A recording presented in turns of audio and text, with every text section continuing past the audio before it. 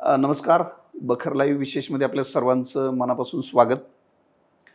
विधानसभेचा आखाडा एका बाजूला सुरू आहे. या आखाड्याच्या अनुषंगानंच आपण एक आज वेगळी चर्चा करतोय, ती म्हणजे पुणे शहरातल्या 8 विधानसभा मतदारसंघात भारतीय जनता पक्षाचे उमेदवार जाहीर झालेत. मात्र हे उमेदवार जाहीर करताना अपेक्षित असं होतं की, आणि चर्चाही तशी होती की काही ठिकाणी उमेदवार बदलले जातील. मात्र खडकवासल्यात भीमराव तापकीर, कसब्यामध्ये हेमंत रासने, ही प्रमुख जी चर्चा होती, याच्यात काही फारसा बदल झालं नाही आहे. याच्याशिवाय सुनील कांबळेंच्या ठिकाणी आणखी काही कोणी येऊ शकतं अशी पण एक चर्चा होती. पण भारतीय जनता पक्षानं पुण्यातले जवळपास म्हणण्यापेक्षा सगळेच उमेदवार रिपीट केलेले आहेत. एका अर्थानं भाकरी फिरवण्याचं जे काही धाडस होतं ते भारतीय जनता पक्षानं दाखवलेलं नाही आहे.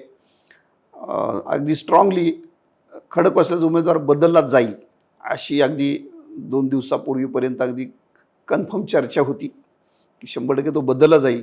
मात्र भीमराव तापकीर यांची उमेदवारी अखेर जाहीर झाली आहे. हेमंत रासनेंच्या जागी पोटनिवडणुकीमध्ये दंगेकरांकडून ते पराभूत झाले होते जवळजवळ 11,000 मतांनी, आणि लोकसभेमध्ये पुन्हा मुरलीधर मोहोळ यांना या मतदारसंघातनं जवळपास 16,000चं लीड मिळालं होतं. तरीसुद्धा हेमंत रासने यांची उमेदवारी बदलली जाईल आणि धीरज घाटे येतील अशी एक चर्चा होती. अंतर्गत वर्तुळात याच्याबद्दल अगदी कन्फर्मली बोललं जात होतं. मात्र हेमंत रासनेंचीच उमेदवारी जाहीर झालेली आहे. सुनील कांबळेंच्या बाबतीत सुद्धा तेच घडलेलं आहे. सिद्धार्थ शिरोळेंची उमेदवारी ऑलरेडी आधी जाहीर झालेली होती. कोथरूडमध्ये चंद्रकांतदादा पाटलांची उमेदवारी आधीच जाहीर झालेली आहे. एकूण काय तर भारतीय जनता पक्षाने भाकरी फिरवण्याचं धाडस दाखवलेलं नाही आहे, आणि ते का दाखवलं नाही ते आपण आता अविनाजींकडनं समजून घेऊया. नेमकं काय झालं असावं? मला असं वाटतं की अशा ज्या सगळ्या चर्चा चालल्या होत्या की भारतीय जनता पक्ष उमेदवार बदलणार, तर याला सगळी सुरुवात झाली होती ती हरियाणाच्या निवडणुकानंतर. हरियाणाच्या निवडणुकामध्ये भारतीय जनता पक्षाने जवळजवळ 50% उमेदवार बदलले, आणि हे बदललेले उमेदवार हे तिथे निवडून आले. तर त्याचं एक कारण असं होतं की जेव्हा उमेदवार म्हणजे 2-3 वेळा निवडून येतात, तर त्यावेळी त्यांच्या विरोधात एक अँटी इन्कमन्सी असते, आणि ती अँटी इन्कमन्सी म्हणजे नकारात्मक जे वातावरण असतं, ते नकारात्मक वातावरण जर नवीन उमेदवार दिला तर लगेच एका दिवसात बदलून जाऊ शकतं. परंतु भारतीय जनता पक्षाचा पुणे शहरापुरता जर आपण विचार केला, तर आता समजा खडकवासला आणि कसबा ह्या 2 मतदारसंघाचा आपण जर विचार केला, तर खडकवासला किंवा कसब्यामध्ये आत्तापर्यंत भारतीय जनता पक्षाचं दुसरं नेतृत्व उभंच राहू शकलं नाही. खडकवासल्यामध्ये जी चर्चा होती की विकास दांगट हे जे आत्ता अजित पवार गटामध्ये आहेत, तर ते भाजपमध्ये येतील आणि त्यांना उमेदवारी दिली जाईल. परंतु भाजपने असा एक विचार केला असेल की जर आपण विकास दांगट यांना म्हणजे उमेदवार आयात केला तर कदाचित आपल्या या मतदारसंघामध्ये आपण धास्तावलो आहोत किंवा काय आहोत अशी एक चर्चा सुरू होईल. तर त्याच्यामुळे भीमराव तापकीर यांना त्यांनी हे केलेले. आता भीमराव तापकीर यांच्याबाबत सांगायचं म्हणजे खरोखर कधी कधी असं होतं की एखादा डाऊन टू अर्थ माणूस असतो, तर त्याच्याबद्दल लोकांना असं वाटतं की अरे हा माणूस म्हणजे काही ॲक्टिव्ह नाही आहे. परंतु भीमराव तापकीर यांचं त्यांच्या पद्धतीने काम चालू असतं. त्यांचं कुणाशी म्हणजे आपण मागच्या वेळेस बोललो होतो, अजातशत्रू माणूस आहे, कुणाशी त्यांचं वैर नाही, अगदी टोकाची भूमिका विरोधात ते कधी घेत नाहीत आणि दुसरे कुणी त्यांच्या विरोधात घेत नाहीत. तर त्याच्यामुळे मला वाटतं भाजपने असा विचार केला असेल की उगाच या मतदारसंघामध्ये एकदम कुणीतरी नवीन चेहरा द्यायचा, त्या नवीन चेहऱ्याबरोबर सगळी त्याच्या विरोधात ती जी सगळी नकारात्मकता आहे ती आपल्याबरोबर येईल, आणि मग त्याचा उलट त्याचा जास्त तोटा होईल. त्याच्यापेक्षा भीमराव तापकीर यांच्यासारख्या माणसावर आपण विश्वास ठेवणं कधीही चांगलं. बरोबर. खडकवासल्या बाबतीत मी फक्त याच्यात एक ॲडिशन करेन. भीमराव तापकीरांनाच उमेदवारी का मिळाली, तर त्याचं अंतर्गत कारण खरं असं सांगितलं जातं, जे कार्यकर्ते बोलतात. सुरुवातीला सर्व जे नगरसेवक आहेत त्या मतदारसंघात निवडून आलेले भारतीय जनता पक्षाचे, त्या सगळ्यांचा भीमराव तापकीरांना सगळ्यांचा म्हणजे बहुतांश नगरसेवकांचा विरोध होता उमेदवार बदला म्हणून. मात्र भारतीय जनता पक्षाला तसा उमेदवार मिळाला नाही. तुम्ही आता विकास दांगटांचं सांगितलं, पण विकास दांगटांची अडचण अशी होती, भारतीय जनता पक्षाचे वरिष्ठ नेते त्यांना तयार होते, मात्र हे सगळे जे विद्यमान नगरसेवक आहेत यांनी त्याला पुन्हा विरोध केला. एकतर बाहेरचा माणूस आहे, त्याला आपल्या पक्षात घ्यायचा, त्याला उमेदवारी द्यायची आणि त्याच्यासाठी पुन्हा आपण काम करायचं, हे काय भारतीय जनता पक्षाच्या नगरसेवकांच्या पचनी पडत नव्हतं, आणि त्याला विरोध केला. त्यातल्या काही लोकांनी असं सांगितलं की आमच्याच नगरसेवकांनी त्यांचा पराभव केलेला आहे महापालिकेमध्ये, आणि अशा उमेदवाराला तुम्ही भाजपमध्ये आणून आम्ही त्यांचा प्रचार करायचा आणि त्यांना निवडून आणायचं, हे करण्यापेक्षा मग भीमराव तापकीर आहेत ते उत्तम आहेत. आणि तुम्ही म्हटलं तसं की त्यांचा तसा त्रास गेल्या 5 वर्षात, गेल्या 12-13 वर्षात आमदार म्हणून कुठल्याही नगरसेवकाला त्यांनी त्रास दिलेला नाही. त्यामुळे ते अजातशत्रुत्व त्यांना प्राप्त झालेलं आहे. आणि मग त्याचा उपयोगी त्यांना आत्ता अगदी दुसरा उमेदवार मिळत नाही म्हणून नाईलाजाने का होईना सगळ्यांनी त्याला मान्यता दिली आणि भीमराव तापकीर हे चौथ्यांदा खडकवासल्याचे उमेदवार झाले. आता कॅन्टोन्मेंटचं जर आपण पाहिलं तर मला वाटतं कॅन्टोन्मेंटमध्ये भाजपने एक विशिष्ट रणनीती आखली होती. सुनील कांबळे किंवा दिलीप कांबळे यांना उमेदवारी मिळणार याच्यामध्ये शंका नव्हती. परंतु मला असं वाटतं की रमेश बागवे किंवा अविनाश बागवे यांचं नाव भाजपकडूनच ते चर्चा त्याची घडून आणण्यात आली आणि त्यामुळे काय झालं की त्याच्यामुळे काँग्रेस डिस्टर्ब झाली. म्हणजे आपण जर पाहिलं तर पुणे कॅन्टोन्मेंटमध्ये बागवे पितापुत्र जे आहेत ते त्यांनाही नक्की माहीत नाही की आपल्याला उमेदवारी मिळेल का आणि त्यांची इतकी चर्चा झाली म्हणजे अगदी काही लोक म्हणायचे की थेट देवेंद्र फडणवीस यांना जाऊन बागवे भेटले होते, त्यांना उमेदवारी दिली जाणार आहे आणि त्याच्यामुळे सुनील कांबळे यांना असं वाटत होतं की आपल्याला उमेदवारी मिळेल की नाही. परंतु मला असं वाटतं की सुनील कांबळे यांची उमेदवारी अगोदरपासूनच निश्चित होती. फक्त हा जो बागवे फॅक्टर जो आहे तो बागवे फॅक्टर जास्तीत जास्त नलिफाय कसा करायचा आणि काँग्रेसमध्ये अंतर्गत दुही कशी माजेल ह्याचा विचार मला वाटतं भाजपने केला असेल.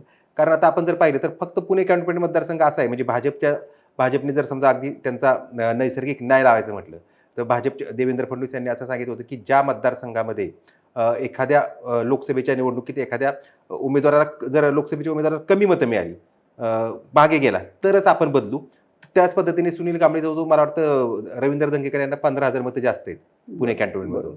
तर त्याच्यामुळे मग सुनील कांबळे यांना बदलल्या जाण्याची चर्चा सुरू झाली होती. पण मला वाटतं की ती बागवेंचा आता तो सगळा तो फॅक्टर संपलेला आहे आणि आता काँग्रेसची अजून यादी जाहीर झाली नाही आत्तापर्यंत तरी आपण आत्ता बोलतोय.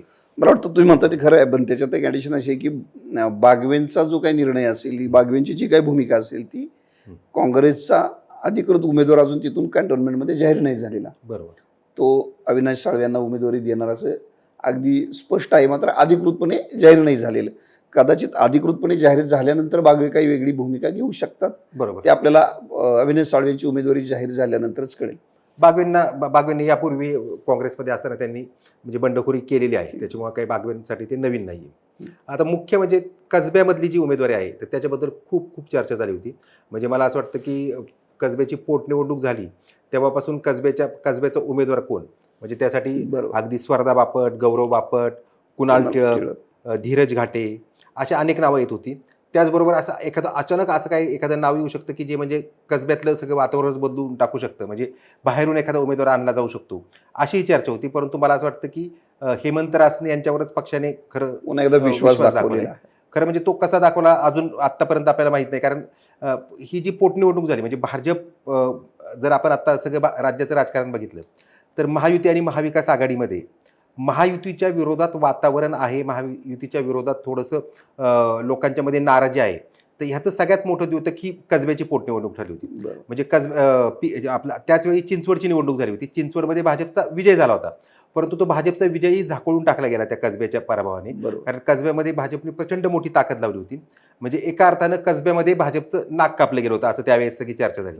आणि आता पुन्हा त्याच उमेदवारावर भाजपने जर समजा हे केलं असेल, डाव लावला असेल तर मला वाटतं की ते थोडंसं भाजपची काय रणनीती आहे अजून त्यात काही कळत नाही. मला असं वाटतं की ते लोकसभेला त्या कसबा मतदारसंघातनं मुरलीधर मोहोळांना 16,000चं लीड होतं आणि मला वाटतं केवळ त्याच्या आधारे दरम्यानच्या काळात हेमंत रासनेने आपली कामगिरी सुधारली असेल, त्या आधारे कदाचित त्यांना पुन्हा विश्वास त्यांच्यावरती दाखवला असावा. पुण्याच्या राजकीय वर्तुळात एक चर्चा होती, म्हणजे ती चर्चा आता ती चर्चाच होती की कसब्याचं लीड हे कुणामुळे मिळालं. म्हणजे याचं माध्यमांमधल्या अनेक जणांकडून ह्याचं क्रेडिट हे पुनीत बालन यांना दिले जात होतं आणि पुनीत बालन ही म्हणजे अशा प्रकारचे प्रश्न विचारले तर ते असे हसायचे की म्हणजे ते दाखवत नव्हते की म्हणजे त्यांनी कधी म्हटलं नाही की नाही मी कसब्यामध्ये काही काम केलं नाही, परंतु कसब्याचं लीड त्यांच्यामुळे मिळालं अशा पद्धतीचं वातावरण तयार करण्याचा प्रयत्न केला गेला होता. परंतु मला वाटतं की हेमंत रासने यांनी पक्षश्रेष्ठींना पटवून दिलेलं दिसतंय की हे लीड माझ्यामुळे मिळालेलं आहे आणि आताही मी कदाचित त्यांनी हे केलं असेल की आताही मदत मी करेन, त्यामुळे कदाचित रासनेंना उमेदवारी मिळाली असेल. आता फक्त नाही तर त्यामध्ये अशी चर्चा होती की रासनेंना उमेदवारीला पुनीत बालन यांचा विरोध होता. कारण याचं कारण असं आहे की म्हणजे तो परत पुण्यातल्या गणपती मंडळांमधला वाद आहे की दगडूशेठ हलवाई गणपती मंडळ आणि बहुरंगारी गणपती मंडळ. तर याच्यामध्ये हा जो एक सुप्त संघर्ष म्हणजे वाद असं नाही म्हणता येणार, एक सुप्त संघर्ष आहे. तर त्याच्यामुळे बालन रासने यांना विरोध करत होते अशी चर्चा होती, ही सगळी चर्चेत होती. म्हणजे याच्याबद्दल कन्फर्म आपल्याला आता काही माहीत नाही, परंतु ह्या सगळ्या चर्चेचा परिणाम असा होता की रासनेंची उमेदवारी बदलता येत काय. परंतु मला असं वाटतं की शेवटी जेव्हा पक्ष चालवणारे म्हणजे पक्षश्रेष्ठी असतात तर ते शेवटी आपल्या कार्यकर्त्यांना जास्त संधी देतात किंवा आपल्या कार्यकर्त्यांवर जास्त विश्वास ठेवतात. तर त्याप्रमाणे हेमंत रासनेवर त्यांनी विश्वास ठेवलेला दिसतोय. मला वाटतं जी पुण्यातले एकूण 8 विधानसभा मतदारसंघ पुणे लोकसभेच्या अंतर्गत त्याच्यामध्ये महाविकास आघाडीच्या 2-3 ठिकाणी जागा सोडल्या, म्हणजे उमेदवारी अजून जाहीर व्हायची आहे, तर बाकीच्या ठिकाणी बऱ्यापैकी लढती क्लिअर झाल्यात असं दिसतंय. नाही, मला म्हणजे वाटतं हडपसरमध्ये खडक असल्यामध्ये हडपसरमध्ये थोडंसं हे झाले. वडगाव शहरीमध्ये तर क्लिअर झालेलं आहे. हडपसरमध्ये महादेव बाबर हे हो. कदाचित बंडखोरी करू शकतील, हो. कारण त्यांनी काल प्रेस कॉन्फरन्स घेतली आणि आम्ही म्हणजे शिवसेना, पूर्ण पुणे जिल्ह्यातील शिवसेना ही नाराज आहे आणि आम्ही महाविकास आघाडीचं काम करणार आहे असं सांगितले. पण एक गोष्ट आता ह्या सगळ्या म्हणजे ह्याच्यात लक्षात आली, आता ह्या 3 जागा ज्या राहिल्यात म्हणजे पुणे कॅन्टोन्मेंट काँग्रेसकडून राहिले, शिवाजीनगर एक राहिलेली, बरोबर. तर ह्या 2 जागांना तर काँग्रेसचाच उमेदवार मिळणार आहे. आणि परंतु ह्या 21 मतदारसंघांमध्ये शिवसेना कुठेच नाहीये आणि ते कोथरूडची जागा आता शिवसेनेला मिळेल का, ती परत तुतारी गटाकडे जाईल, कारण जी चर्चा आता सुरू आहे की अमोल बालवडकर कदाचित तुतारी घेतील, कदाचित मशाल घेतील. परंतु जर ती जर जागा राष्ट्रवादीकडे गेली तर मग मात्र पुण्यातून 21 मतदारसंघातून पुण्यातून शिवसेनेला एकही जागा नाही असं होईल.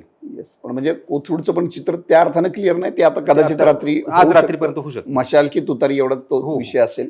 मशाल की तुतारी की बालवडकर की पृथ्वीराज सुतार, हा एक महत्वाचा मुद्दा आहे.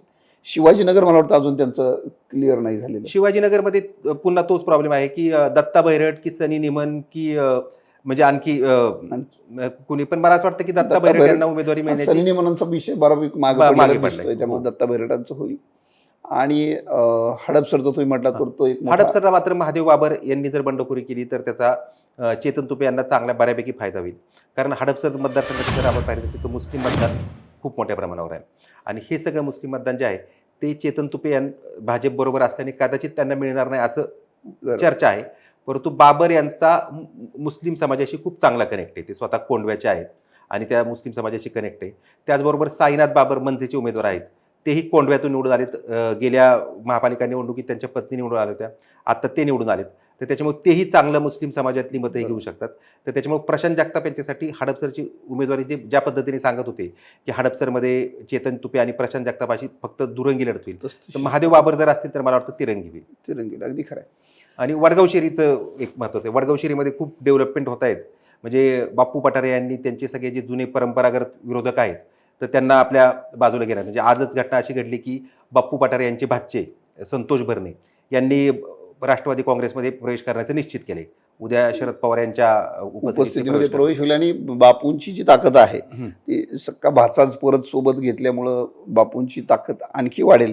आणि मला असं वाटतं की एकूण जर बघितलं तर बापू पठारेंची या निमित्तानं असे भाचे मंडळी बरोबर घेतल्यामुळं त्यांची ताकद निश्चित वाढलेली दिसते आणि त्याचा फायदा जो आहे तो निवडणूक त्यांना दिसेल. 2009च्या निवडणुकीत हे संतोष भरणे हेच बापूंचे प्रचार प्रमुख होते, बरोबर. आणि 2014ला ते त्यांच्यासोबत नव्हते, त्याच्यामुळे हे 2019ला तर बापू लढलेच होते, पण 2014ला बापूंचा पराभव झाला तर त्यावेळेस संतोष भरणे होते. संतोष भरणेंची साधारणतः म्हणजे ते शिवसेनेकडून गेल्या वेळेस कॉर्पोरेशनची इलेक्शन लढले होते आणि त्यांना साधारणतः 8 ते 10 हजार मतं मिळाली होती. 10,000 मतं मिळाली होती त्यांना. अगदी खरं आहे. एकूण काय तर महाविकास आघाडीचे एक 2-3 मतदारसंघामधले उमेदवार सोडले तर पुण्यातल्या 8 पैकी बऱ्यापैकी मतदारसंघातलं चित्र क्लिअर झालेलं आहे. म्हणजे प्रमुख लढती कोणाची असतील हे आता स्पष्ट झालंय.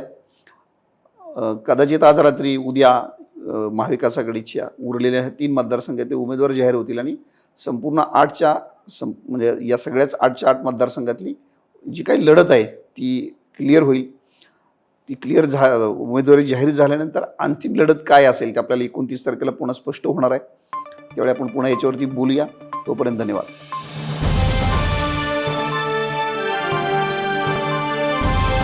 समाजकारण, प्रशासन आणि राजकारणातल्या अचूक विश्लेषणासाठी बखर लाईव्हच्या सोशल मीडिया प्लॅटफॉर्म्सना लाईक, फॉलो आणि सबस्क्राईब करा.